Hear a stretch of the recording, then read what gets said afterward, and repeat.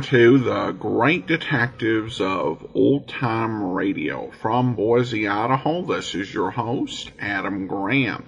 If you have a comment, email it to me, box13@greatdetectives.net. Follow us on Twitter at Radio Detectives and become one of our friends on Facebook, facebook.com/Radio Detectives. Today's program is brought to you in part by the financial support of our listeners. And I do want to let you know that you can support the show on a one-time basis by mailing a donation to Adam Graham, P.O. Box 15913, 15913, Boise, Idaho, 83715.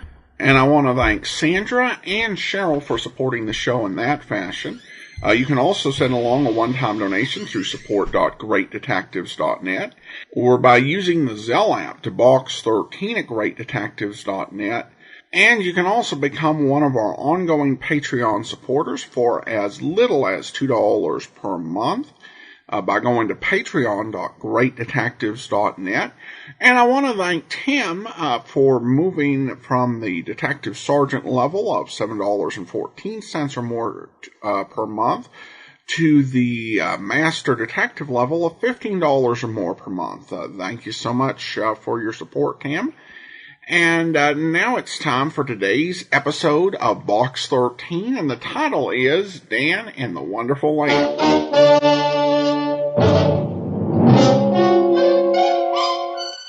Box 13, with the star of Paramount Pictures, Alan Ladd, as Dan Holliday.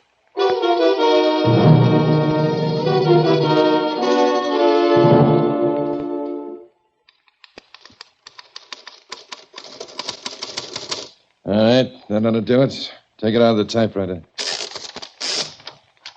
Now address an envelope to Box 13, care of Star Times. You know, this Box 13 is made for us.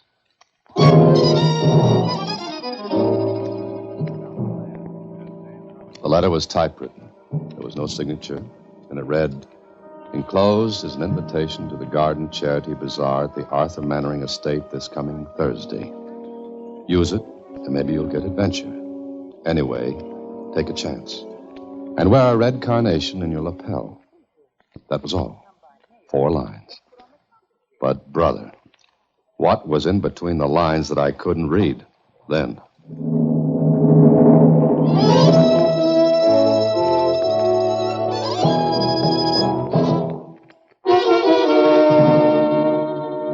And now, back to Box 13 and Dan Holliday's newest adventure, Dan and the Wonderful Lamp.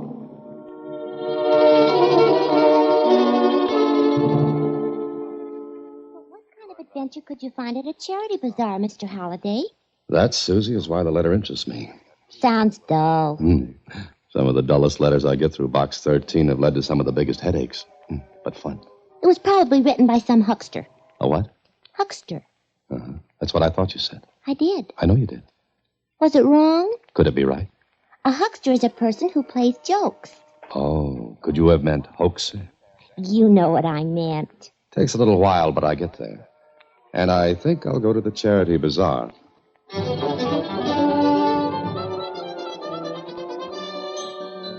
So, the next day I went to the charity bazaar. The Mannering estate was huge. Why not?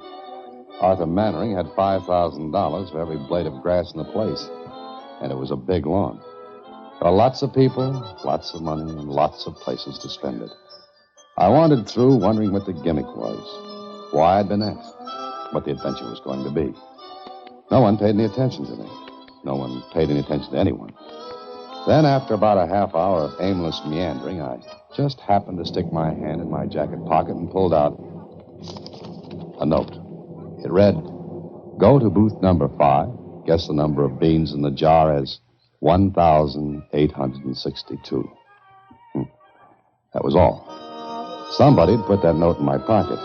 Easy to do in that crowd. Well, the adventure that looked as though it wouldn't amount to anything was amounting to a jar of beans. Hello there. Oh, hello. This is booth number 5, isn't it? That's right. Do you want to make a guess? Yes, I think so. It's $5 a guess. Make as many as you want. $5 a guess? It's for a good cause. And if I guess right, I win the beans. When it's all over, we'd be glad to give them to you. But you also win a prize. All right, what do I do? Here's a slip of paper. Just write your guess on it with your name. Uh-huh. Now, let's see. Does 1,862 sound like a good number to you? I don't know. Oh, excuse me. I've got another customer. I wrote down the number with my name. Then I took a look at the others behind the booth counter. No one seemed very interested in me, and then... Are you all finished? Oh, yes, thanks. Do you take the slip now? That's right, and thank you. Oh, don't mention it. Oh, by the way, when do we find out the lucky number? Oh, in about half an hour. Okay, I can hardly wait.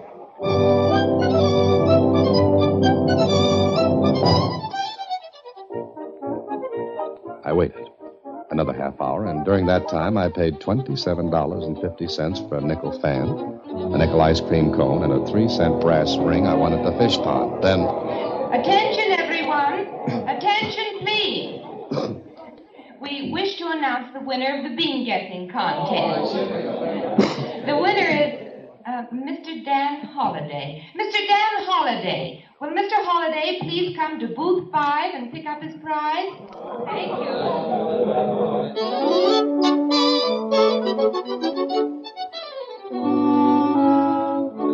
Well, I went and picked up my prize.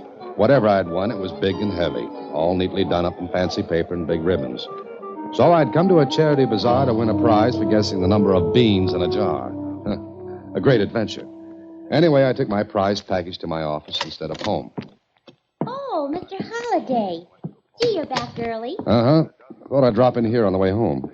What have you got there? I don't know, but I won it. How? I guessed there were 1,862 beans in a jar. Oh, that's a funny number to guess. I'll ride with you on that one. Well, let's see what I've got. Okay. Gee, it's heavy. What's that? It's a lamp. No self-respecting lamp ever looked like that. It's horrible, but cute. So for this, I spent $32.25, all expenses included. The shade's kind of pretty. If you like oddities, yes. It's not bad. Oh? Well, it's yours. Mine? Uh-huh, I don't want it. But maybe you were supposed to win it. Susie, I spent a dull afternoon and I came back with that. Somebody's ribbing me. Oh, I bet that's it. If I know whom to suspect, I'd send that lamp to him. Did you mean it when you said I could have it? Yes, I did. Susie, with my compliments, the ugliest lamp in the world. Now, I'll see you tomorrow. Help me put it back in the box, will you? That'd take a half hour. Take it home like that. Well, I don't know about walking along the street with it. Oh, I see what you mean. But it's your problem.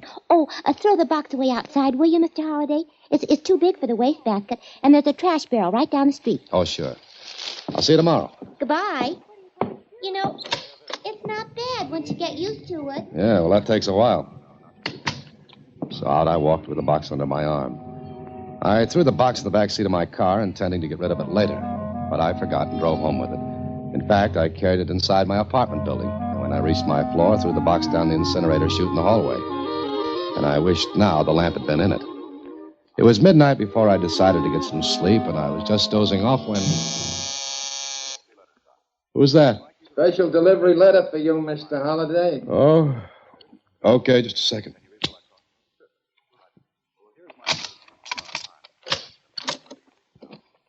Hey, sorry to get you up, Mr. Holliday. Oh, that's all right.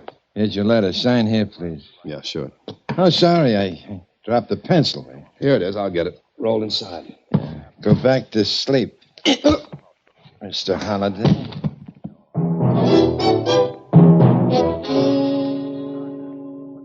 I woke up with the night clerk bending over me.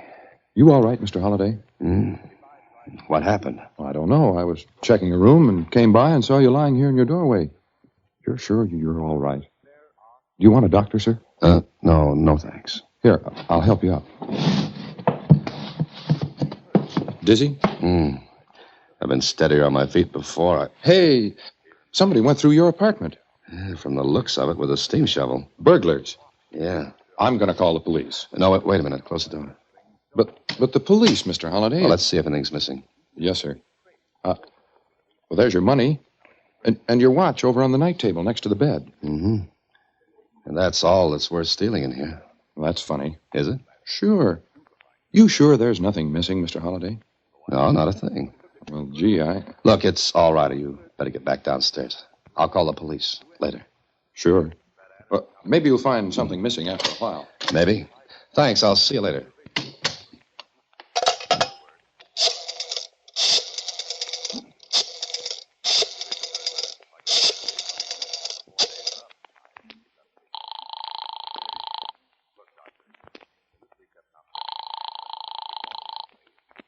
Hello?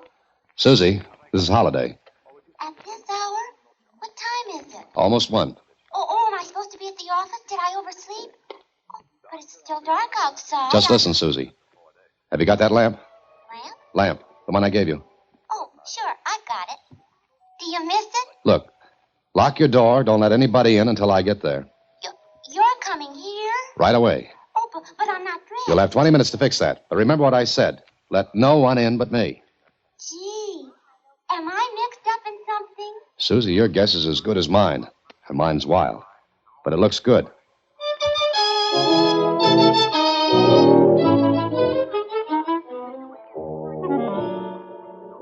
Mr. Holliday? Did anyone see you take it out of the office?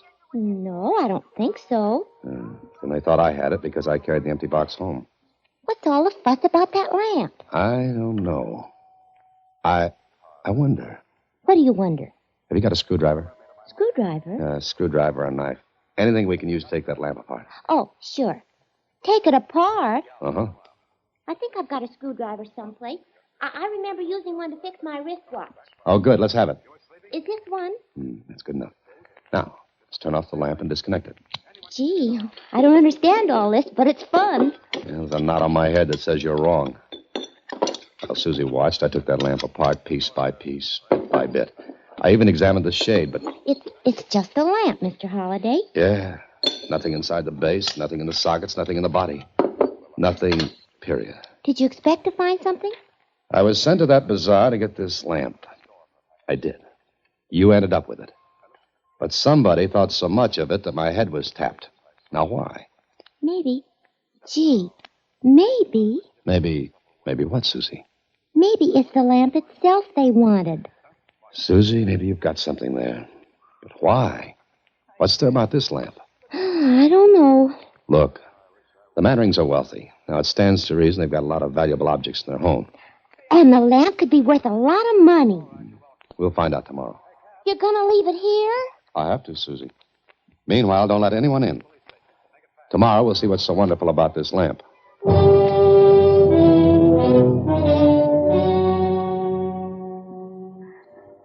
Susie kept the lamp. I went home and thought about it. The more I did, the less I did. Then, the next morning, I picked up the lamp from Susie, took it to a dealer. Yes, sir? Can I help you, sir? Maybe. This lamp. I want your opinion on it. Why? What's it worth? How much would you give for it? Well, if I were in a good humor, $2. 2? 2 1/4. But I'd have to be hysterical. You're sure? Positive. How much did you pay for it? Nothing. Yeah, that's fair enough. Please, take another look at it. Must I? As a favor. All right. Well, I'd say it was the product of a factory that turns out about $2 million a year. It's nothing but plaster of Paris and cheap common glaze. The brass base and standard bring about 50 cents. Wiring's fairly good. And Well, that's enough. You've convinced me. I hope you didn't think it was an antique, sir. No, just a lamp. Exactly. Do you want to sell it? No, thank you. Thanks for your trouble. Well, no trouble at all. Come in again, sir. Without the lamp. I was about to leave the store when I saw someone across the street. And if my eyes were good, and they are, it was the fake who got me up at midnight only to put me back to sleep. He had followed me, and he was watching the store. He couldn't see me, so I turned back to the dealer. Yes, sir. Something else, sir? Do you want to buy this lamp? Why? I want to get rid of it. That's an admirable ambition, but why to me? It's yours at any price you want to pay. When I said $2, that was a guess, you know. In fact, I don't want the lamp. Oh, would you take it if I gave it to you? I beg your pardon? The lamp is yours. I don't want it. Well, this is very peculiar. Look, You pay me what you want, but take the lamp, huh? $1.50. Sold. I don't know why I do these things. Neither do I. Well, there's your money. Thanks. And good luck. Yeah, with that lamp, I'll need it. I can use the wire and the sockets, though. I left the store. I paid no attention to the man who loitered across the street. I walked to my car, got in, and drove up the street and around the corner. Then I got out. I peeked around the corner and saw my man go into the shop. A minute later, he came out with the lamp, got in his car, and drove away. I hurried back to the shop. Good morning, sir. Oh, you again. The lamp. Yeah, what about it? You sold it. Yes. Don't tell me you want it back. Did you know the man who bought it? Mister, anyone who buys a lamp like that, I don't ask questions. It's his. For how much? $10. Oh, that was a quick profit. Oh, I didn't set the price. He came in, looked around, saw the lamp, said $10 for it. I recovered my sanity and sold it to him. And no questions asked? None. Why? Mister, you don't know it. But there are a million questions that could be asked, and I don't know one answer. Yet.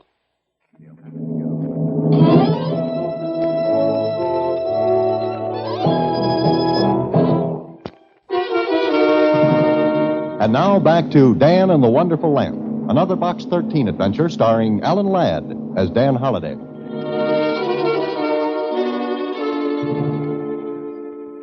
So there it was. A lamp worth $2, a hit over the head, and a big, big puzzle. That same afternoon, I bought all the papers, took them to the office, and looked through them to see if there was a report of anything stolen from the Mannering place. Nothing. I left the office and was on my way down the street when... Hello, Mr. Holliday. Huh? Right on walking, Mr. Holliday. Oh, got another special delivery letter for me? An even better one this time. It all depends on you. From the song of the same name. I'm not amused. Let's go for a ride, huh? On a nice day like this? Let's walk. Save your energy. You'll need it. I see what you mean. Nice gun you got there. Yeah, nice car, too. It's right down the street. How handy. Yes. You got the lamp, I take me too. Because you go with it. Going to wire me for electricity? That could be. All right, get in. Okay, Max. You know where to go. Well, Max is smarter than I am at the moment. Uh-huh. But you'll get smarter. But I've got a hunch you'll get much smarter before I'm finished.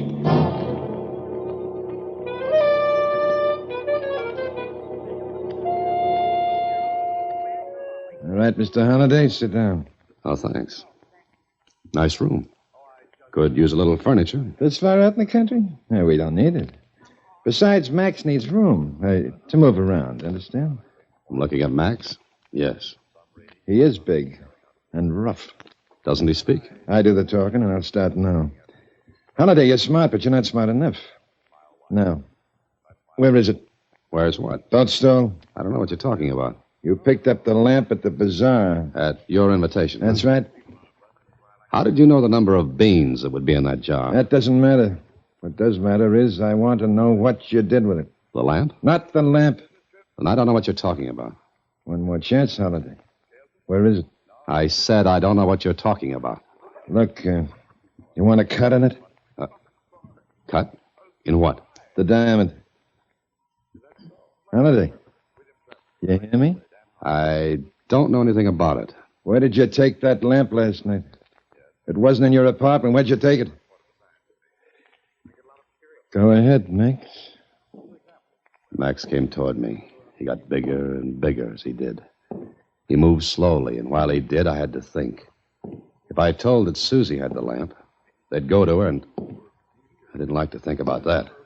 Poor little Susie wouldn't know what they were talking about. And it seemed that things happened to people who didn't know what was what. I had to keep quiet. Max got to me and...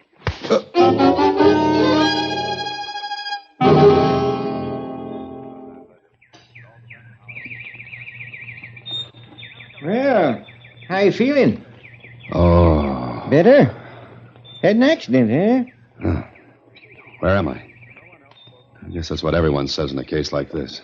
Found you lying in the road here, mister. Had a pretty bad accident from the look of you. I don't like to think about that. Can you get me back to the city? The hospital'd be better. Never mind, I can still breathe, I think. I want to get back into the city. Guess I can take you. Good. I want to go to the Arthur Mannering estate, and quick.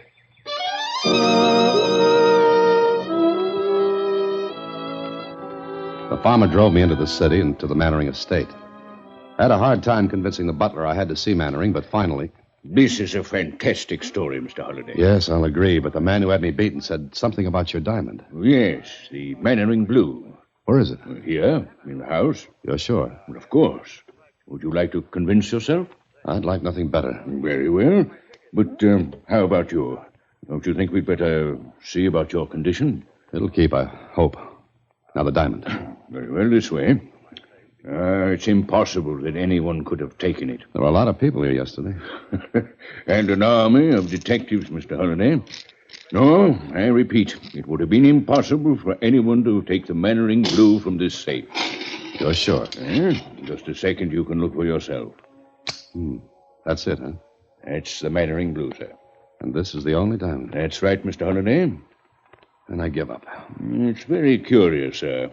This business of your guessing the exact number of beans in that jar, and then... Wait a minute. Who knew the number of beans that would be in that jar? Why, the one who put them in, obviously. A girl? Attractive, about 23 or 4? Oh, I don't know about that, but... Wait a moment. You're not suspecting Carol Marshall, are you? Was she the one in the booth? Yes, but I'm sure she didn't know. Why, as a matter of fact, she took the place of my secretary at the last moment. Secretary? Where is she? Yesterday morning he asked to be excused. The bean guessing contest was his idea. And the secretary? Big, tall, Yes. low, quiet voice? Yes, that's scary. But the diamond's here. Is it? Well, of course. Maybe it's not the Mannering Blue. Substitute? Why not? Your secretary, who gets himself excused yesterday morning, hasn't shown up yet. No. He has a paste diamond made up. But the problem is to get the real one out of here. He bided his time. The bazaar yesterday was a perfect setup. The real Mannering Blue was hidden in that lamp I won as a prize. You see, he and his confederates didn't want to take any chances. Your secretary didn't want to take the diamond off the estate himself. A million things could go wrong. But the real diamond, it wasn't in that lamp, you say? It had to be, but where I took it apart, What were you about to say? Look, you get in touch with the police. Here's my card. Keep in touch with me, too. Yeah, but Mr. Holliday, I've got work to do. Susie,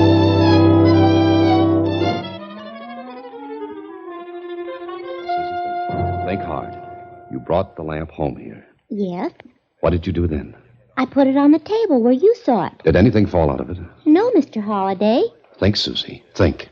The diamond had to be in that lamp. You took it apart, Mr. Holliday. There wasn't anything in it. But there had to be. Or I wouldn't have taken the beating I did. Now think, Susie. Think. Gee, I am. I brought it home, put it on the table, connected it, and turned it on. And that's all? Sure. I remember because one of the bulbs wouldn't burn. One of the bulbs? Yes. I changed it because it was burned out. What did you do with the bulb? Threw it away. Why? Susie, 10-1, the diamond was in that bulb. But how could anyone get a diamond in a bulb? Don't you see? Take off the screw base. Take out the filament. Cement a diamond inside. Susie, where did you throw that bulb? Oh, in the wastebasket. Right there. But it's empty. Sure. The cleaning woman always empties it in the morning. Where does she empty it? The trash barrel's downstairs, I guess. Holy mackerel. A $50,000 diamond in a trash barrel. Come on.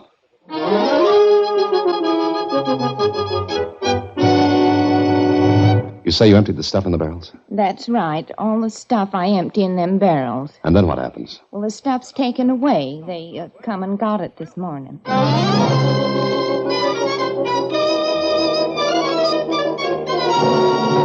Okay, Susie. I've got to trace the rubbish truck to the city dump. You stay here in the office. If the police call, tell them where I am. And tell them to hurry, because I've got a hunch I'll be followed. Well, it was like looking for a needle in a haystack. Except this was a diamond in a trash pile.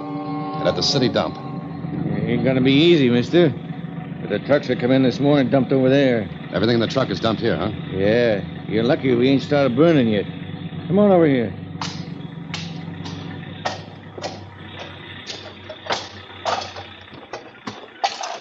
This where you figure it might be? It's gotta be.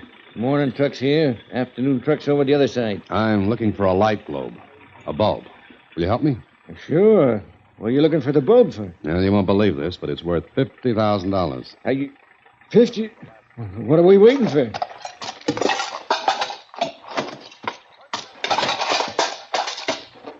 Here's a bulb. Break it. Here, nothing but a bulb. Wait a minute. Here's another one. Nothing. Come on, let's look for some more.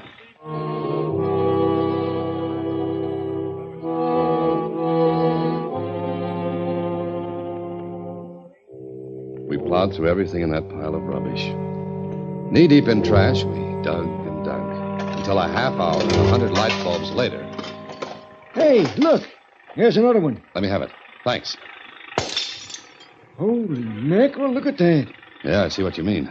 Now, let's get out of here. Hold it, Holiday! Come on, fast. Hey, they're shooting at us. That's the general idea. Where can we get under cover? There's an old dump truck there. Come on, let's go.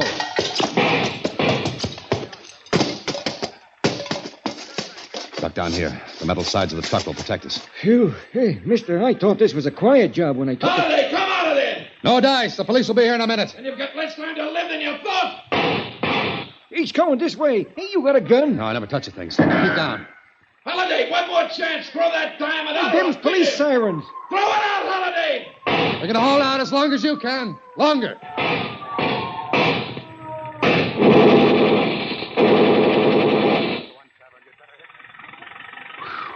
Well, I guess that does it. Scratch one secretary with a little too much ambition.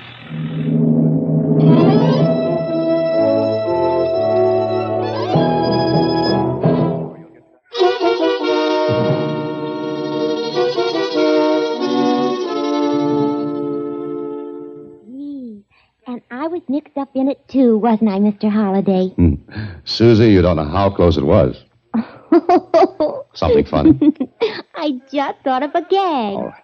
I'll sit through it. Go ahead. Well, remember the story about Aladdin and the wonderful lamp and the genie? Genie.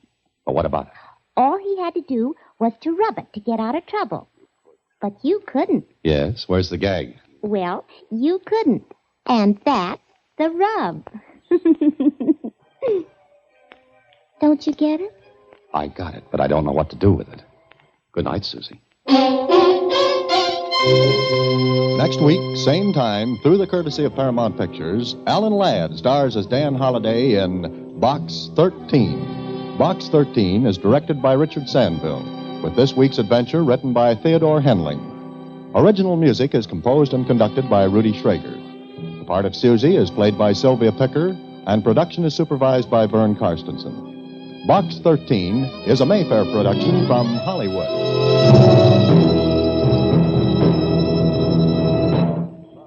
Watch for Alan Ladd in his latest Paramount picture. Welcome back. It does seem to me that in this case it really would have made sense to have a knowing Confederate, given that he was, committing an inside job and needed to be away before he came under suspicion. The idea of bringing in somebody from the outside is just, it just wasted a ton of time and ultimately led to his downfall. Also, the guy who was helping Dan with the search, it might have been nice if Dan had let the person know that there were other people looking for it that were not afraid to resort to physical violence. Just seems like would have been a nice disclosure to provide. One other thing I did like is that Susie did get to play a little bit of a bigger part of the adventure rather than bookending it with silly remarks. All right, well, listener comments and feedback now.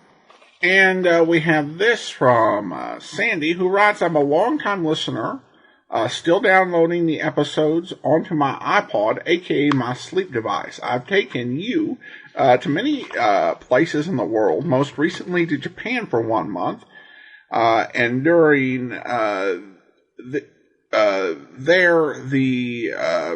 series beginning of COVID-19. We are home in Maryland, USA. The OTD, which I think means old-time detectives in and drift off confidently through all the turmoil. Well, thank you so much. I really do appreciate your support and that we've been able to be a companion to you through your travels. So glad that you're able to be safe at home during all of, as you said, this chaos over COVID-19. While I've mentioned the cash donations to the program, we received different sort of donation from Mike, who writes in, Dear Adam, enclosed, please find the 5 saint books that I referenced in a previous email. Please use them as you deem appropriate. Keep them for your personal library or offer them as gifts for donations. I get a kick every time you say something like, for a donation of $50 or more, I'll happily send you. As I mentioned in my email, I love your podcast. You've introduced me to characters and series I'd never heard of before, and I appreciate your wealth of old-time radio knowledge. If these books can help you raise money to keep up your efforts, all the better. All the best, Mike. Well, thank you so much, Mike. I appreciate you sending them. And I am going to use them as listener support. Thank you, gifts. I'm going to get pictures of them and certainly have them added by August. Now, there are 5 books that were sent along, and I'll just, for anyone who is interested, let you know that they are hardcover books, and they're from the 1940s. None of them are first editions, but they're still very neat hardcover books in good condition. 4 of them are single novels or short story collections, and 1 is actually the first Saint omnibus, so it collects about 3 books and it's about 600 pages long. So we'll include those certainly by listener support campaign time. And the 4 novels will have 1 donation price, and the omnibus will have another, probably twice as much as the single novel because there are 3 novels in there. So thanks for sending that along, Mike. I appreciate it. And I'll certainly get around to reading them if they end up sitting around my house for a while. But hopefully listeners will enable me to take care of that. Okay, well, I do want to go ahead and thank our Patreon supporter of the day as well. Thank you to Marla, Patreon supporter since January 2018, supporting us at the Shamus level of $4 or more per month. Well, that's actually all for now. Join us back here tomorrow for Defense Attorney. And then next Tuesday, we'll be bringing you Airmail Mystery again. Airmail Mystery was a series of 13 15-minute episodes. We played it last time a couple of years ago when there was only 11 episodes available. Well, now we have 12. And so we're replaying the entire series again. And that starts next Tuesday. And of course, we'll be back next Monday, another episode of Box 13. In the meantime, follow us on Twitter at Radio Detectives and become one of our friends on Facebook, facebook.com/Radio Detectives. From Boise, Idaho, this is your host, Adam Graham, signing off.